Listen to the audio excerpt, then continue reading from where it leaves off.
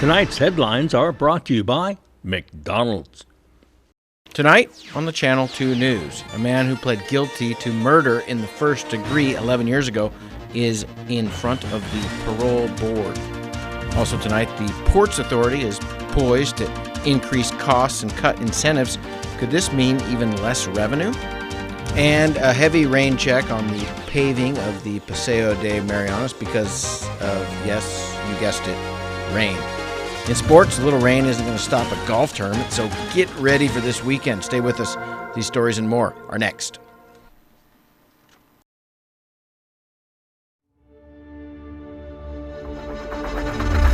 What's the move? Kinda wild out. Catch a groove. She said, where you going? What's the move? Kinda wild out. Catch a groove.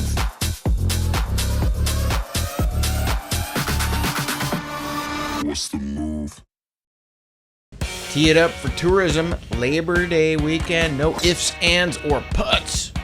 Check out the Marianas Tourism Golf Classic on Saturday, September the 2nd, West Course. Lau Lau Bay Golf and Resort medal play format with 7 flights, cash, and amazing prizes. And best of all, proceeds benefit the Marianas Tourism Education Council and School My Wave clubs. Registration forms available at Lau Lau Bay MVA or on the Marianas calendar online. Wait, hold everything. Some breaking news. Early bird registration has been extended through August 30th, so sign up by Wednesday at 5 p.m. May the course be with you. Hello, welcome to McDonald's. May I take your order, please?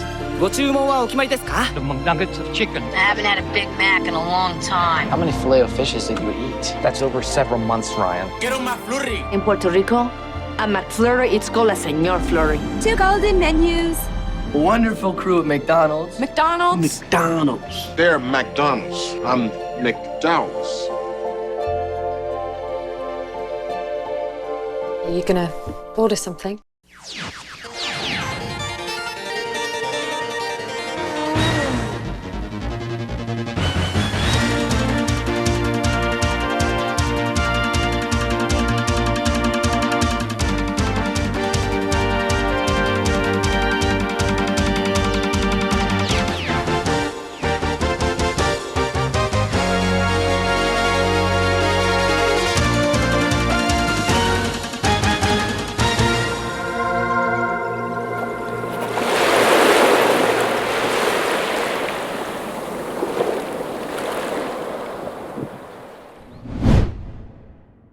A man who pled guilty to murder in the first degree is applying for parole after serving 11 years of a 22-year sentence. Randy E. Somar pled guilty to the murder of an MHS security guard.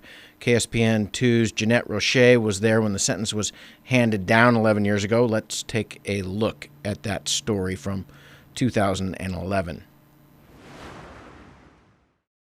The victim, a security guard who'd fallen asleep on the job. At the time, MHS special ed student Randy Igasomar was a 16-year-old who had followed his friends to the school one night in an attempt to break in and steal laptops for drug money.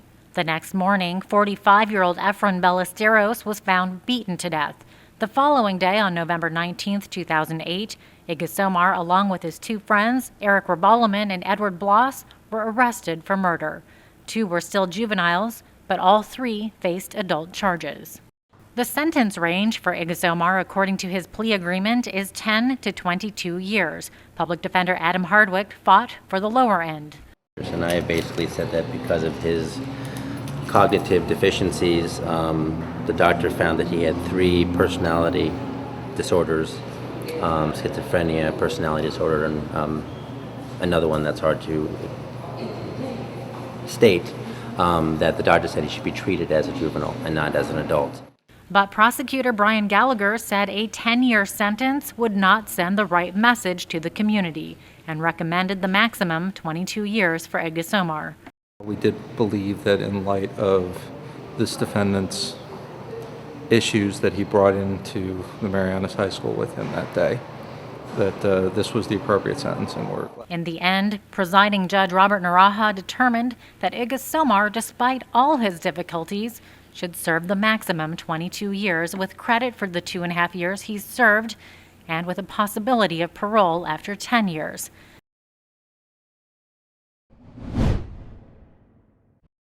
Some drastic fee increases could be coming soon to the Saipan International Airport. Commonwealth Ports Authority Chairwoman Kimberlyn King-Hines reports the possibility of up to a 79% rate increase at the airport. We adopted a new rate methodology, as I've stated before, that is based on cost recovery, right? And so what we're looking at are different scenarios, basically, to try to lessen the impact on the airline carriers, basically airport rates and charges. Tourism numbers from Korea are on the road to recovery, but there are just 3 flights a week from Japan and none currently from China. The lack of overall flights means revenue is down markedly. Despite these increase in arrivals that MBA is putting out, MBA is saying we're seeing 1,000% increase, okay? You know what I mean? That's a comparison between apples and oranges, because what we should be doing is comparing arrivals pre-pandemic and arrivals now. But and those are post-pandemic numbers, right? Yeah, those are post-pandemic numbers, right? And so when you're comparing post-pandemic numbers to pandemic numbers, obviously it's going to be 1,000% increase because we had zero during the pandemic, right? And so what we have to look at is pre-pandemic numbers. Compared to pre-pandemic. Yeah, and we're nowhere where we need to be. The CPA board met yesterday afternoon and say they are reevaluating their budget and strategies. For example, the current average terminal rental rate per square foot for FY 2023 is $18.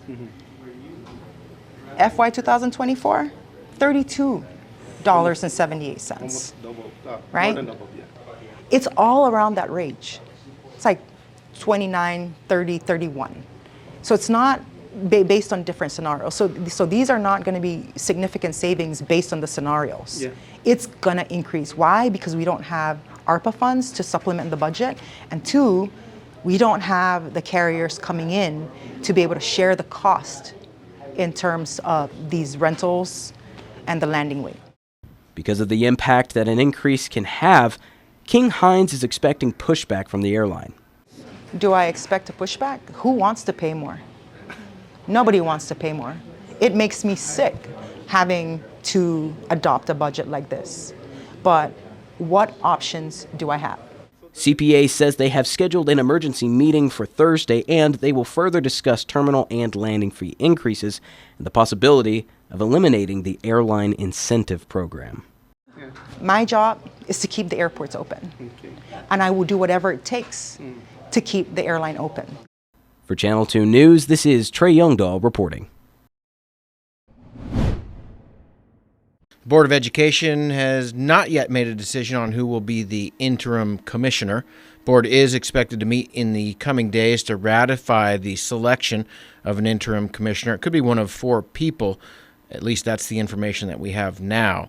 And the person chosen is expected to come from within the system. Meanwhile, the board is planning to announce the position for a permanent hire. This interim position is important for legal reasons due to some of the grant requirements and site visits by grantors. Outgoing Public School Commissioner Alfred Atta, who resigned last week citing health reasons, has been named in a grievance filed by PSS employee Dr. Bobby Cruz. Atta released a written statement yesterday saying that there is a pending grievance from one employee and that he categorically denies these allegations, and goes on to say that he has faced and resolved numerous challenges governing his position, and that his track record over the past few decades stands as a testament to his integrity and commitment.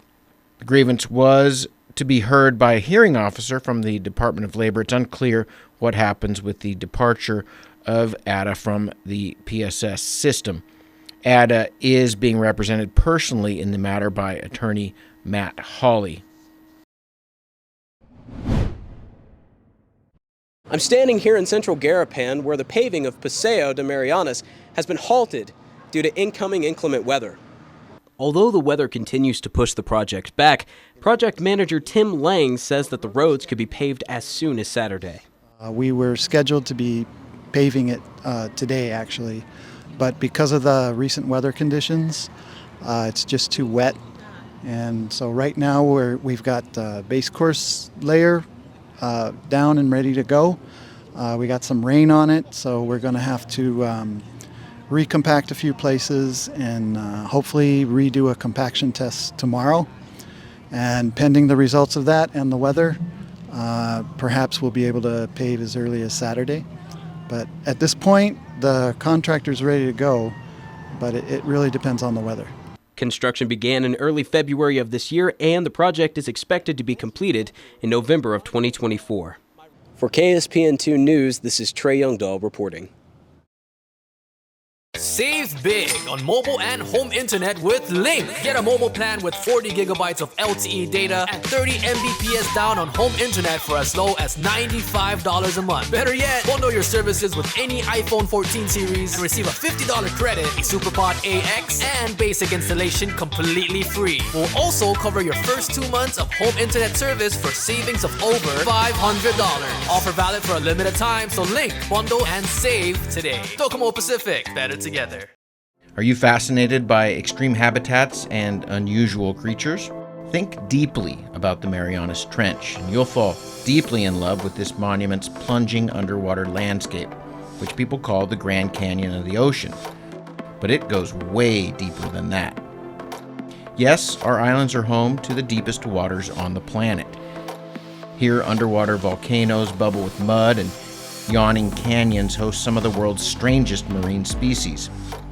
The Marianas Trench is about 1,500 miles long, over 40 miles wide, and 36,000 feet deep. The bottom is over 7 miles below the surface. That's about how high a commercial airline flies above the Earth.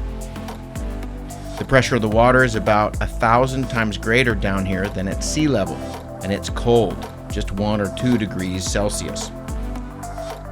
And it's right in our backyard. What is it, though, and why is it there?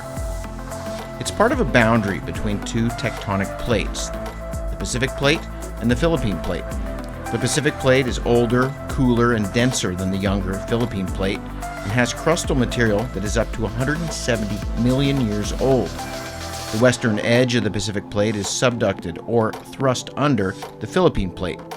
The movement of these 2 plates is the reason we have the Mariana Islands. Our volcanic islands are caused by flux melting of the upper mantle, due to the release of water that is trapped in minerals of the subducted portion of the Pacific Plate. In 2009, the Marianas Trench was established as a U.S. national monument. The presidential proclamation was made for the purpose of protecting objects of scientific interest, including things like submerged volcanoes, hydrothermal vents, and coral reef ecosystems.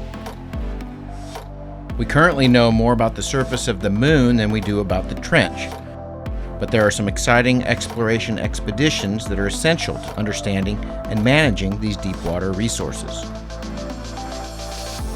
In March of 2021, Nicole Yamase became the first Pacific Islander and the 4th woman to descend to the depths of Challenger Deep, the deepest part of the trench. The scientist grew up in Palau, Saipan Chuk, and Ponape, and is studying the effects of climate change. Yamase hopes her experience will inspire Pacific Islander women to pursue STEM and higher education. If I can do it, she said, they can do it too. So think deeply.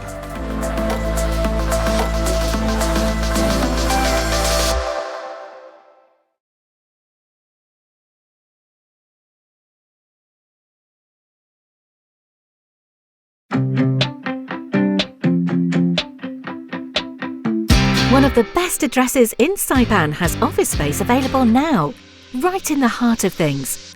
The Marianas Business Plaza offers reasonable rates and can help build to suit your needs. You'll love the central location, just 15 minutes from the airport and 10 minutes from Garapan. Ample and covered parking keeps your vehicle close and protected. 2 restaurants for easy access, lunch, dinner and business meetings. Building security and 24-hour access to your office. Backup generators, so you can run your business in all weather. And 3 elevators mean easy and convenient access. It's the address in Saipan, the Marianas Business Plaza.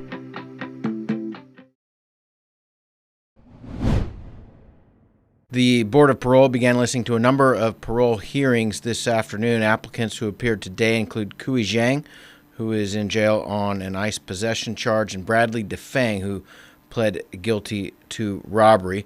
Today, the Office of the Attorney General opposed the application of Kui Zhang, 34-year-old Chinese national who was convicted of trafficking 1.3 grams of crystal meth. Zhang is apparently willing to be deported back to China, but it's unclear exactly how that would work.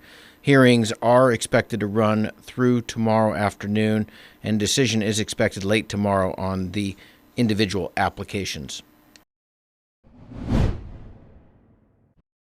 Red tape and regulations made it difficult for FEMA to help a number of people affected by Typhoon U2.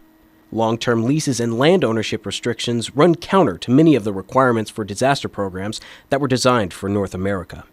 When Typhoon U2 devastated Saipan 5 years ago, many people lost their homes, and while they were qualified to receive assistance through FEMA's Permanent Housing Repair Program, it couldn't technically happen. In order to receive assistance, individuals had to prove ownership of their homes, which for many was a process. Presiding Judge Roberto Naraha recognized this struggle. For a long time, the courts have observed legal challenges unique to the CNMI with regard to land title clearing action before probate docket. These unique and at times almost insurmountable challenges include estates that have not been probated for many years, lasting multiple generations, land and the distribution of land requiring determination of descendant of Northern Marianas descent, individually owned, ancestor-owned, or collectively family-owned land, determination of biologically as well as culturally adopted children, and many others. FEMA attorney Linda Litke. I remember thinking, there has to be a solution to this. We have to be able to help these people resolve land ownership. So FEMA, I talked to the federal coordinating officer, I talked to the IA folks, and we have legal authority to do that. We have 2 Stafford Act provisions, and we have a regulatory authority that allows us, FEMA, to pay for lawyers. Litke designed what is now called the Expanded Disaster Legal Services Program, unique to the Marianas. The program resolved applicant land ownership issues, allowing survivors to participate in FEMA's Permanent Housing Construction Repair Program. We developed an intergovernmental service agreement. We had an agreement with the AG's office. They acted as the program manager, and they worked with the attorneys directly to handle the cases, and we moved those cases along. The EDLS program started in 2019 and ran through the completion of the program earlier this year. It resolved 3 types of cases: survey or deed preparation from a surviving landowner, simple probate, and complex probate. So many sort of insurmountable odds to overcome that we made this program a success. And again, it wouldn't have worked unless we had this amazing partner, the Attorney General's office, unless we had cooperation from the judiciary, because probate cases can take many, many years. And in this case, we needed to get it done in line with the permanent housing construction timeline. So in all, we had 156 families that participated.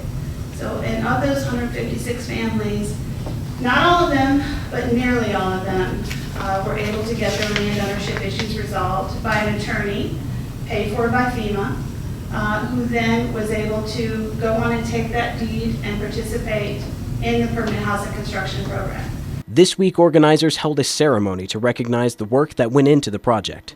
156 survivor families participated, and the applicants received 100% FEMA-funded legal counsel to resolve land ownership issues. Region 9 Administrator Bob Fenton sent a virtual message. The 101 repaired homes and the 179 new homes will be visible symbols of the hard work and resilience through many future typhoons. Throughout the years, these homes will host dinners, birthday parties, and other family celebrations, and I hope a couple barbecues. I hope each of you who made the EDLS successful realize that you have contributed to the foundation, walls, roofs, and homes, not just buildings. Thank you and let's continue to help CNMI recover from Super Typhoon U2 and become more resilient. This program was designed uniquely for the residents of Saipan, and FEMA hopes that the services can be used to help people in need in the future. So this is something that FEMA is excited about. This is something that FEMA will look to in potentially future disasters. As it was approved for a pilot, there has been some interest in possibly using it in other areas, Oconus and Inconus, where there are impoverished communities that may not be able to afford attorneys to assist in resolving land ownership issues. For Channel 2 News, this is Trey Youngdahl reporting.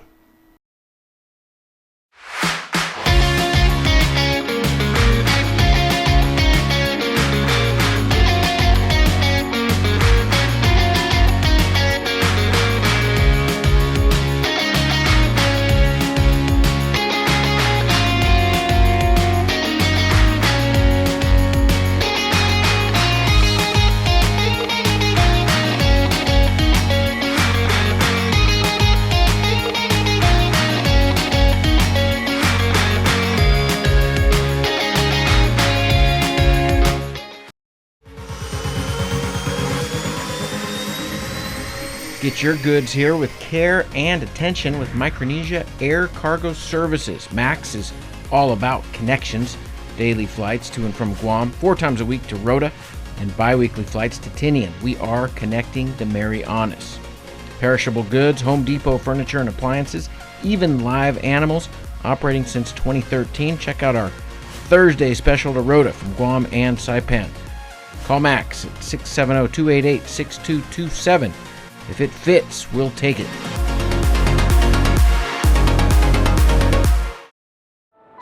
At one of Saipan's beaches, this mother lays about 100 eggs under the cover of darkness. She hides her nest as best she can and then slowly makes her way back to the ocean. The eggs hatch and the babies head for the sea, where they will face a daily dose of danger. Just 1 in 1,000 will make it to adulthood. Those that do will one day lay their own eggs. Sea turtles are protected under CNMI law. If you see one that is stranded or if you see illegal activity, call the hotline at 287-8537.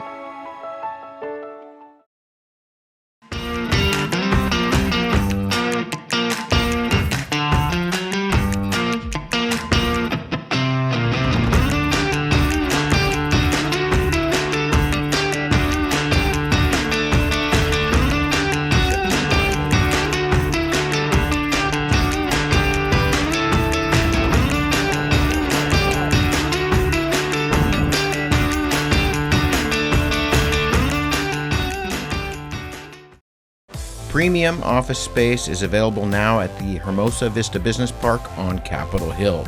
Features include dedicated parking, fast internet, backup power, good water, and natural light throughout to go along with the very best views on Saipan. So don't settle for space when you can get peace and peace of mind. Call Hermosa Vista today at 670-483-4750 or email hvsaipan@gmail.com.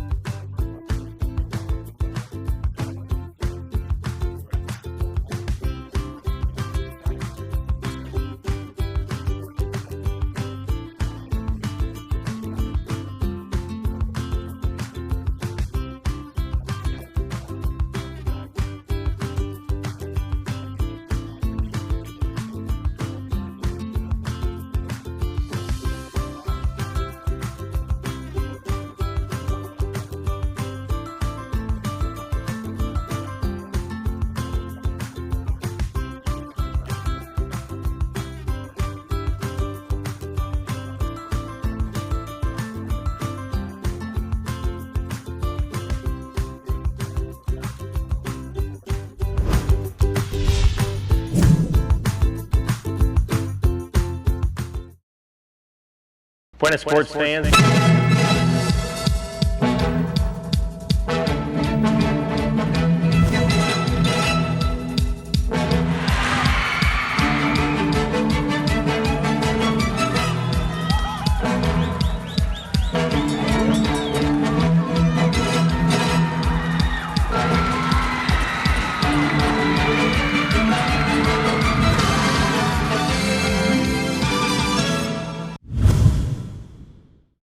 It is all systems go for the M-Tech Golf Tournament slated for Saturday morning at Lau Lau Bay on the West Course. Weather, potentially not ideal, but that doesn't matter. Bring your 5-iron and bring your umbrella and bring a can-do attitude because it's going to be a good time and it's for a good cause. Tournament will feature a number of flights and prizes, including Super Seniors. It's the first golf tournament in September, and proceeds go towards tourism education for youth. There may be a couple of wet spots, but that doesn't matter. Tournament directors have been in touch with the National Weather Service, and they say it is on like Donkey Kong.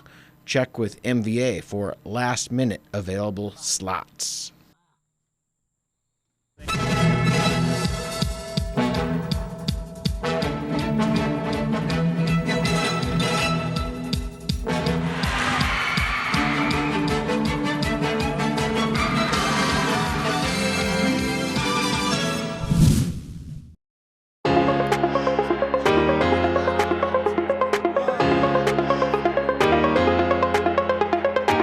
Hey, golfers, come north and practice your game at the Marianas Driving Range. New Year's local specials. 10-piece coupon books available for just $60.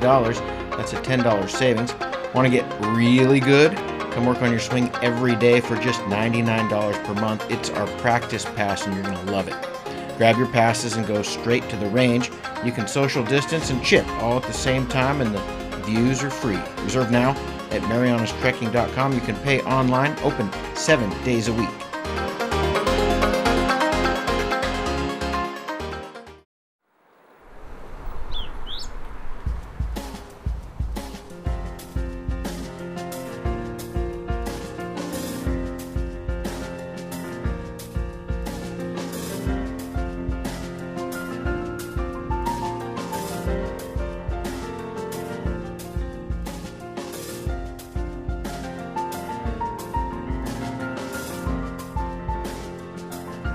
Taking a look at the weather, tonight will be partly cloudy with isolated showers in the evening, then mostly cloudy with scattered showers. Isolated thunderstorms throughout the night, northeast winds 10 to 15 miles per hour, lows around 80 and a 50% chance of showers.